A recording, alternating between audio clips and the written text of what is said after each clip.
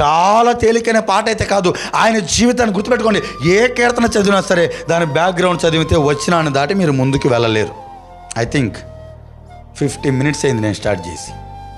మనం కేవలం మొదటి సెంటెన్స్లోనే ఉన్నాం. మీకు అర్థమైందా? మొదటి లైన్ మొదటి సెంటెన్స్లోనే ఉన్నాం. కారణం, when we are studying in the background. ఎప్పుడైతే కీర్తన యొక్క నేపథ్యాన్ని మనం చూస్తామో, ఎప్పుడైతే కీర్తన యొక్క బ్యాక్గ్రౌండ్ మనం స్టడీ చేస్తామో, కీర్తన యొక్క వెయిట్ మనకు తెలుస్తుంది.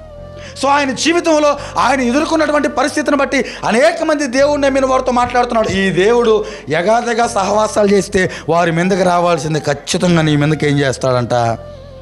దావీదు దేవుడిని నమ్ముకున్నాడని దావీదునేం దేవుడు వదల్లా. అమాలేకీయులు దావీదును కొడతంటే దేవుడు చూస్తూ ఉన్నాడు. Praise the lord.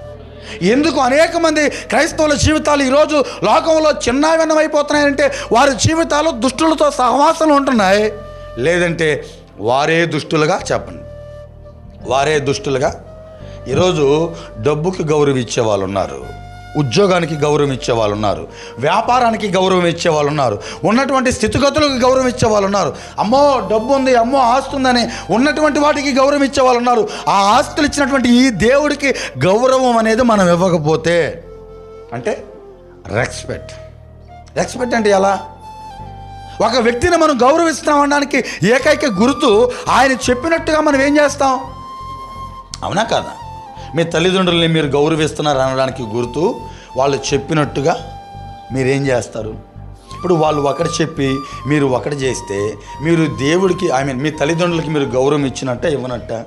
సో గుర్తుపెట్టుకోండి, ఎవరైతే ఈ దేవుడికి గౌరవం ఇవ్వరో వాళ్ళు అన్గాడ్లీ పీపుల్. మేబీ వారు క్రైస్తవులైన వారితో మీరు మాట్లాడాల్సిన అవసరం.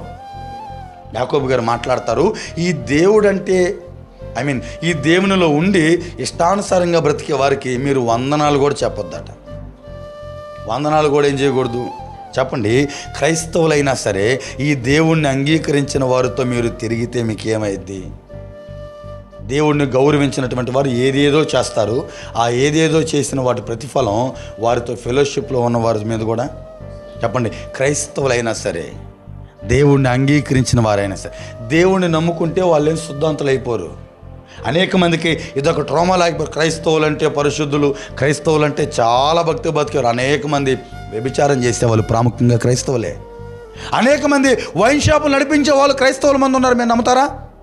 అనేక మంది వైన్ షాపులు నడిపించే వాళ్ళే క్రైస్తవులు. సో క్రైస్తవులైనా సరే ఎవడైతే ఈ దేవుణ్ణి మర్యాద లేకుండా, గౌరవం లేకుండా, ఇష్టం వచ్చినట్టుగా ఈ దేవుడి పట్ల వ్యవహరిస్తారో వారితో మీరు పలకాల్సిన అవసరం లేదు.